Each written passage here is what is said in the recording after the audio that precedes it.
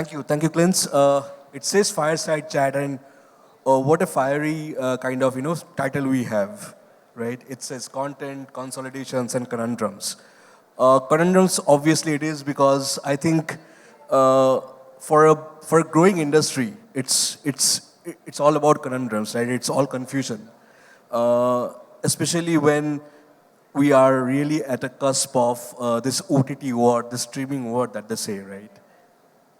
Today we have these two accomplished gentlemen who have been running the show for their respective businesses when it comes to entertainment. That Ashish is running for UI, and Rohit runs this really great platform called Lionsgate. So welcome, gentlemen, and let's dive right into the conundrums and discuss what consolidations and what's the role of content and what's the basically the future of OTT in India, right?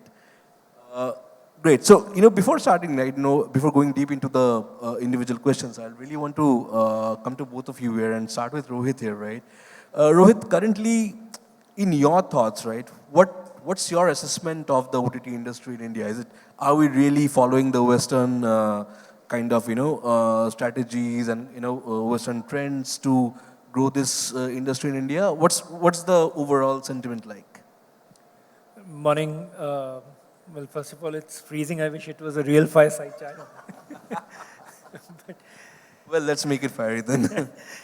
Uh, no, look, I think OTT in India has been thriving, I think, phenomenally. We've had about 4 odd years of tremendous growth. In the last 4 years, we've literally gone from, as per Ashish's last report, I think from literally 10, 15 million to now about 80 odd million subscriptions, 40 million subscribers, 80 million subscriptions. So it's been phenomenal. Uh, Compared to the West, I think our trends have always been different. I think while the technology and the business models might look similar, but we've always had our own nuances, whether it's regard to uh, you know the distribution strategies. As a country, we are far more fragmented in terms of audiences. And that I think just pushes us as a market to be far more innovative than other markets. Uh, Again, in terms of business model, I feel we are almost opposite of the West. The West is, in funny little way, moving from SVOD to AVOD, or at least trying to find that ground. We are moving from AVOD to SVOD. Um, so again, our lives we are at different stages of evolutions. We are at different stages of finding business models. Um, and we just have a very different set of audience and macroeconomic factors in the market. That apart, I think fundamentals of technology or OTT sort of becoming the new means of watching content, I think that's similar across the world. And we're just right now in the middle of massive growth. Again, we saw the same in 2000 to 2005 in the cable industry. I witnessed this in DTH between 2010 to 15. And clearly this decade belongs to seeing that same growth for OTT in that sense. Great. Thanks for your opening notes, Mr. Jain. Ashish, your thoughts. Where are we in terms of, are we following the trends or creating the trends? I think we are doing what perhaps the Gora should have done ages back.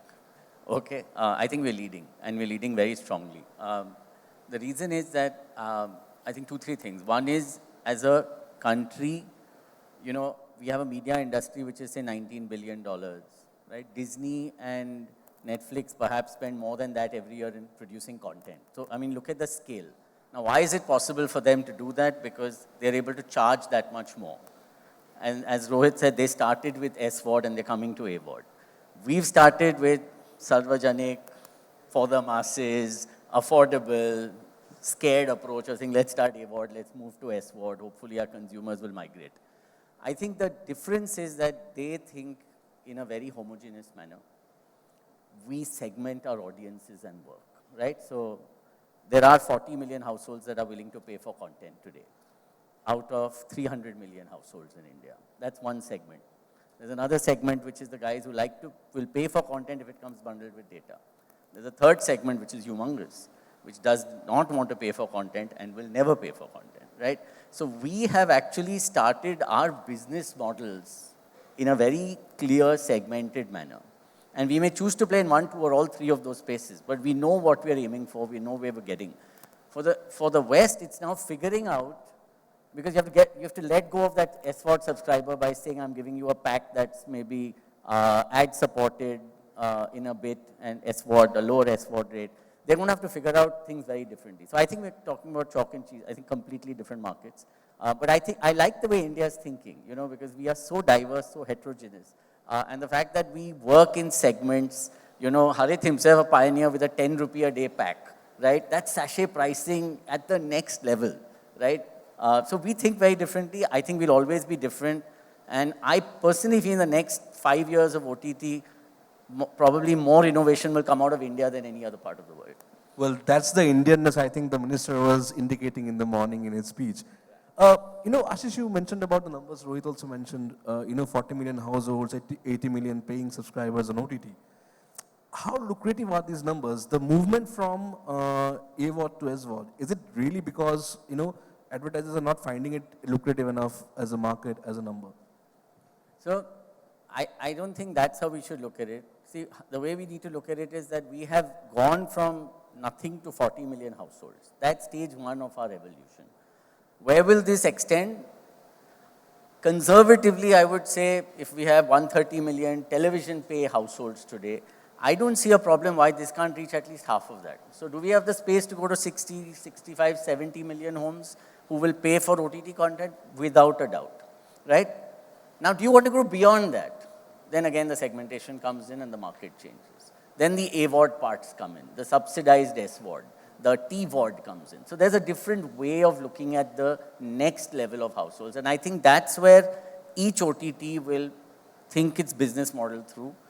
You'll have your own product, MX, a fascinating story in terms of how they reach phenomenal scale, right? Now, what's step two for that? How do they continue to grow? Because each of these markets, and there's more than enough headroom, right? With all the low-cost phones coming in, the PLI schemes, a whole bunch of other stuff that's happening. I don't think there's any dearth of more households or more people in terms of consumption. There's a long way to go there, right?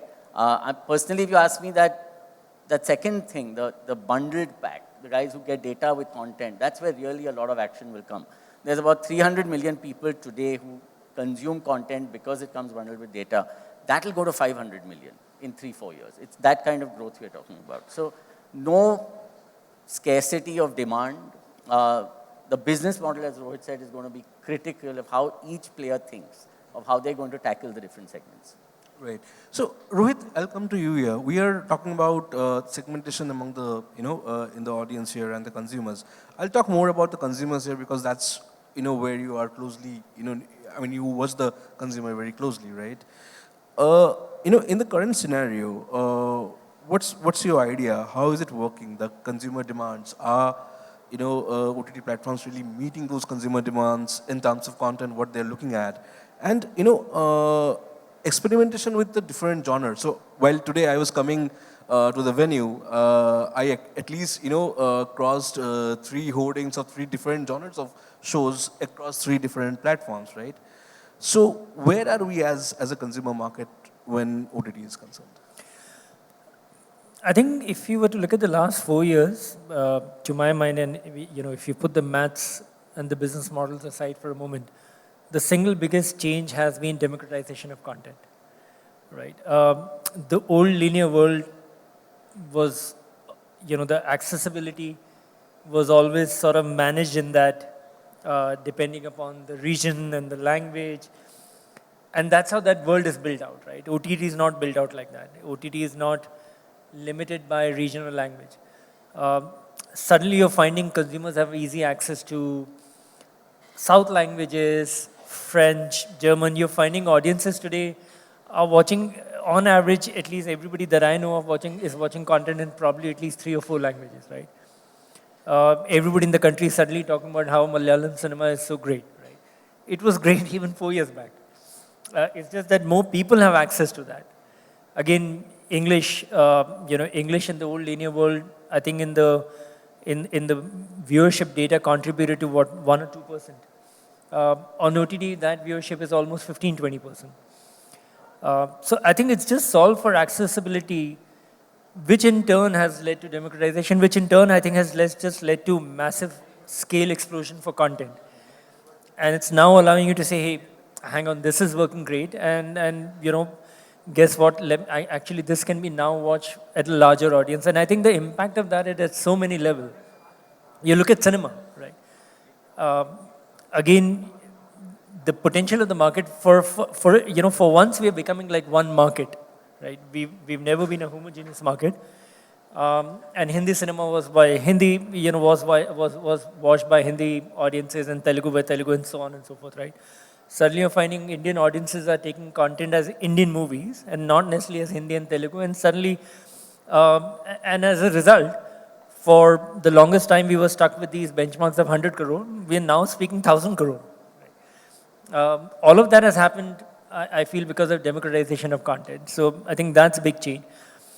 The genre and Rohit, I have to interrupt you. Sorry, I'm taking away your role for a moment. But doesn't that put so much pressure on you when you run a platform to say how many language should I be producing, dubbing, subtitling? I mean, what's the thinking there? It's crazy. Where do you stop? I agree. So let me take the easy part. The dubbing and subbing is easier. So, we on Lionsgate Play, we dub our content in nothing less than 6 languages for kind of content that we feel will work well with dubbing. On the originals, yes. I mean, you obviously pick and choose your market. That comes down to the whole maths around Tam, Sam, and Som, which everybody eventually will have to do, right? Because you'll have to pick and choose what battle I want to fight. Somebody's playing in languages, somebody's playing in sports, somebody's playing in news, somebody's playing in kids. That's really for each platform to pick and choose, saying, hey, here are the segments of the viewership pie that Ashish makes in every report that I will play in. And that's a tough one. But in some sense, that's sort of a little bit of, alignment of where does your synergy lies, where do your budgets lie, all of those things, right? Most important budget. We're talking about democratization of content here, right? So, Rohit, run us through the story of, walking into the Hindi cinema genre, launching Lionsgate India Studios. What was the thought, the idea behind this, the objective behind looking at Hindi cinema specifically? Well, again, to Ashish's point, you have to pick. You can't necessarily play in every language unless, and we are not a $1 trillion company. We would have loved to play every language, but you have to start somewhere. Hindi becomes a natural start for a lot of people because that's, for whatever it's worth, that's 60-70% of the market, right? There are great stories to be told. I think the other thing we didn't touch upon, what OTT has done is, it's taken away the pressure of economics of just theater. And hence you're able to make stories today that 5 years back you would have said, hey, that does not sort of fit into the traditional theater world, and should I do it, should I not do it, right? There's massive South Asian population, and not just Indian, South Asian population across the world. And then there's also the rest of the world that's starting to watch Indian content. Again, like we keep coming and saying, we do believe next decade lies for Indian content in India. And in that sense, we started production last year. We did about 2 productions last year, including the movie we just announced. We're doing 4 this year. And I think we should end up doing about 8 or 10 next year. So we're scaling up reasonably well, shorter way we would have wanted to be, ahead of where we were yesterday. So yeah. Great. Ashish, we have spoken about, dubbing, the point that you mentioned, right? So to make the originals, right, OTT originals economically viable, it has to travel across boundaries. We have seen, how a flop TV show, right, become a OTT hit in Money Heist, right? How do you see this happening? When will we see, and where do we see the next Money Heist coming from in India that wins across all Indian borders and goes beyond as well? So I think there are many examples already of Indian content doing well internationally, whether it's Chota Little Bheem, which was one of the most watched animated shows globally for Netflix, or Sacred Games, and many more. A lot of the South Indian films do exceptionally well and regularly come on Netflix's top 10 lists. But I think, if you look at India, our content export revenues are less than 6% of our industry size. If you look at the US, it's more than 35%, right? And there's a basic cause for that, okay, I'll take another example. Korea is doing very well on the content export side, right? One of the big reasons seen over there is that their content post the war has always been aspirational, has always been tending towards values that the West ascribes to. Indian content is still very India-centric in most cases, barring a few of the more weird things that we see. But I think there's a very big split in the kind of content we create and what is typically accepted abroad. Having said that, it's not that it cannot be bridged, but it needs a dedicated focus. So if I were to just take the whole export opportunity and break it up into two parts, the one part is in front of the camera and one part is behind. I think the front of the camera part, the acting, the content per se, may take a little more time, but definitely we've seen the green shoots, and I think international brands coming in with global reach like yours or Amazon or Netflix, and will get the Indian content producers thinking differently, and therefore it will take time. It's not going to happen overnight, but it should happen. The behind the camera part, which is the post-production, the VFX, the animation, I think that's where our DNA is already extremely strong. And I think, just look at it. The US, UK, and European content market is $150 billion. About 35% of that is spending behind the camera, right? So we're talking about $55, $60 billion market there. If we can get 10% of that, right? That's $5 to $6 billion. That's 1/3 of the current size of the entire Indian industry, right? So I think that's where most of the investment will go in the next 5 years. And I think the governments are realizing this, and there's a lot of state SOPs around content exports coming in, and we can play a big role there. But I'm also seeing the content per se going and starting to get created for wider audiences.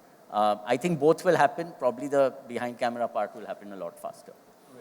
So we're talking about content for wider audiences. Rohit, what's the right, as a platform, right? What do you think is the right balance between originals and international content that a platform should have? Is there a right, right proposition, a right balance for this? Yes and no. I mean, I don't think we tend to look at international or original so much, and that's probably more true for us. Our platform is built on the thesis of premium content for urban audiences, right?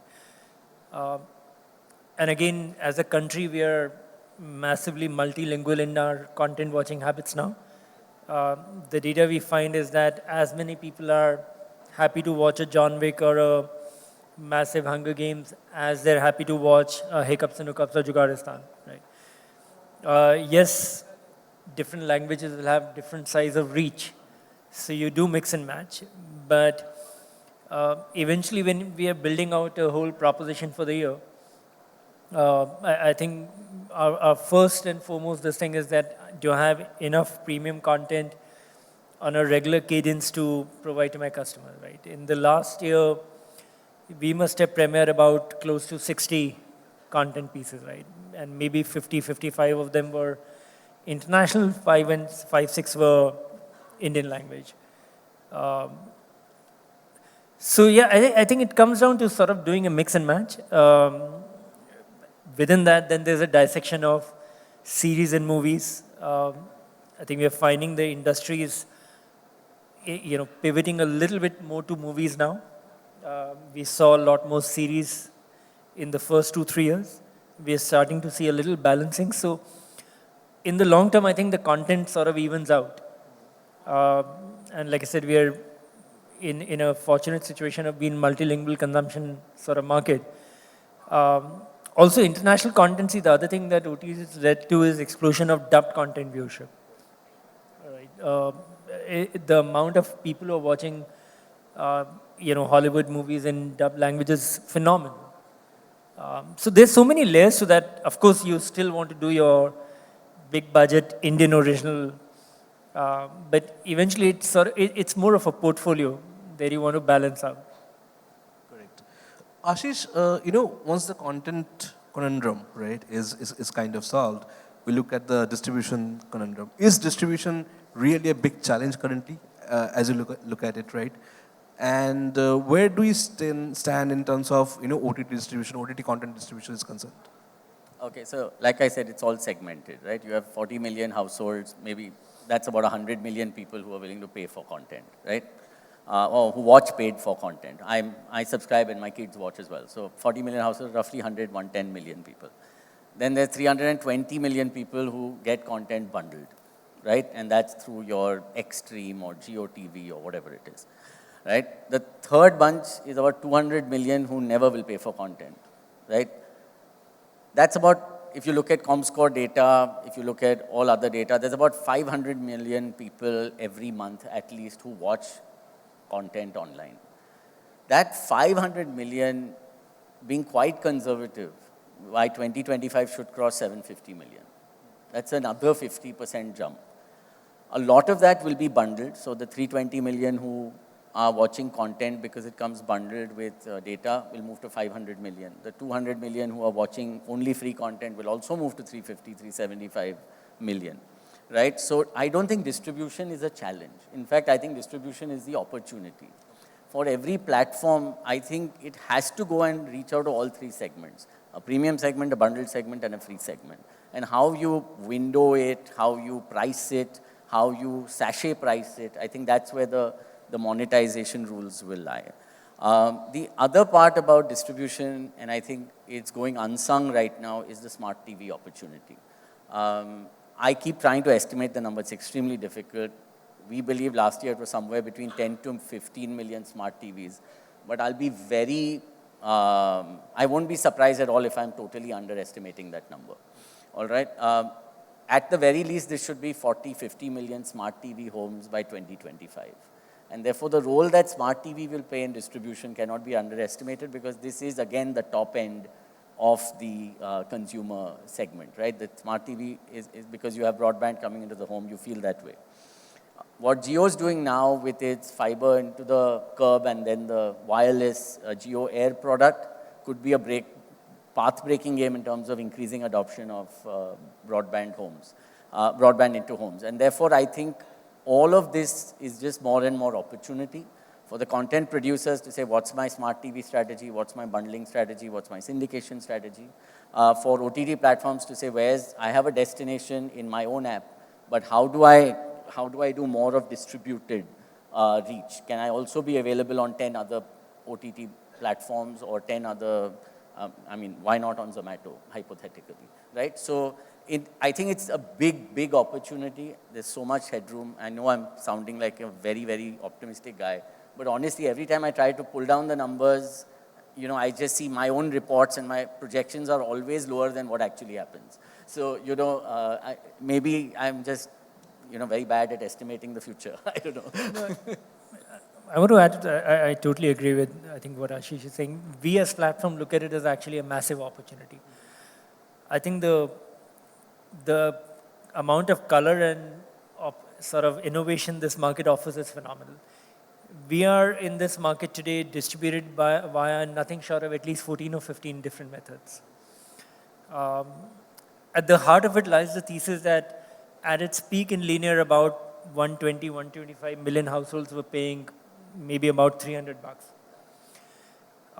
And change of technology does not change the pocket of the customer.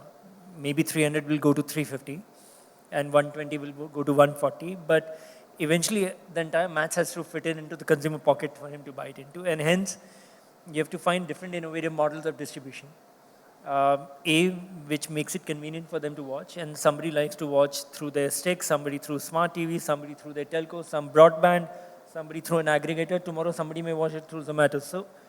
So many ways and means, and you have to find different economic models of players to come together to offer a suite of services. And in that sense, that's another opportunity for a different debate about whole emergence of digital MSOs in this country or across the world, digital MVPDs as they call in US. That's another explosion that's going to happen in the next 10 years. Right. Every challenge comes as an opportunity actually. So content, consolidation and conundrum. As we end the session, as we wrap up the session, two quick questions to you. 3 years down the line, when we sit and discuss about the same topic again and, talk about where OTT industry currently is, what are the keywords according to you that's going to emerge? For me, today in this discussion, the keywords were about segmentation, content creation, consumer segmentation, and obviously moving towards, distribution being an opportunity, right? I don't know. This market will always continue to amaze all of us. We launched in November 20. Give or take, we're close to finishing 2 years. Could I have imagined this is where we would be 2 years back? Honestly, no. We are probably already 5th or 6th largest by revenue size. I arguably have 40-50% of the base of the largest investor in the market, with 1/10 the investment size. We are seeing amazing viewership patterns in India. I'm seeing almost close to 85-90 minutes per day viewing. We know the macros. Yes, like Ashish mentioned, 40 million. He thinks 665. I think if we were to count bundling opportunity, I think it will go to about 100 million. And yes, linear from 120, I believe, has come down to, I think, about 100, 105. My guess is it will probably by 25 go down to 75, 80. Barring that, I think we'll just see market will continue to amaze us with new surprises. Yes, we know 5G will lead to more new use cases. We know distribution will see more innovation. Honestly, I don't know what all will be there. We just know broad macro numbers. It's so fast-paced. I mean, in the last 12 years, there's never been a dull moment in this industry. Dynamic industry. Ashish, your thoughts? So I'm going to give it a really little acronym. I'm going to say it's ABCD, okay? The A is for ad CPMs. They have to go up. This industry will not survive at the current CPM rates. And for them to go up, it's going to be better targeting. It's going to be merging of data sets between OTT platforms and outsiders. It's going to be doing a lot more with the SMB advertiser base. I think, so A is ad CPMs. Ad CPMs will have gone up by then, and a lot of innovation advertising is expected now this year. B is bundling. We spoke about that. Bundling is the next opportunity, 320 million to 500 million plus. And therefore, the new battleground really becomes a unified interface. Right? Because that's what you're seeing, and it could have one piece of content from Lionsgate and one from Netflix and one from Hotstar, and the whole paradigm changes with bundling. C, consolidation, right? As Harit spoke, there are just so many players. At some level, there's going to be a hell of a lot of consolidation within the OTT platforms, and I think more realistic business plans will come into play. Everyone should not look at India as 1.3 billion people who are willing to pay $100 a month for you, right? And finally, D is a destination plus a distribution model, right? Every content owner can have a destination, but will also have a distribution model. And maybe that's actually going to go down to the LCO level, because I feel they're going to become, there's going to be 30,000 more ISPs coming in this country, right? They're going to be wiring up the last mile homes along with the big telcos of the world. And they are going to want content as well. So how you manage to price and sell and distribute content, not just to 10 platforms, but to 30,000 ISPs, I think those are going to be the 4 big changes that I think I'll see. Great. Ashish, you just gave us the title for the session next year, the ABCDs of OTT business in India. And that's what it is. Great. In the want of time, ladies and gentlemen, I am, we're not taking any questions anymore. I mean, we are really behind time. On that note, I would really like to thank Rohit, Ashish, both of you for joining us today and helping us understand the dynamics of OTT business. And we're really hoping that the OTT business grows in the coming years, and we keep on discussing these numbers and these challenges. Thank you so much. You've got to keep in mind, I'm a consultant, so I'm pretty gassy. He's twice over proved he can create businesses from nothing. So he should be the one. With your help. With your help. I'm half consultant as well. Anyway, thank you guys. Thank you. Thank you. Thank you.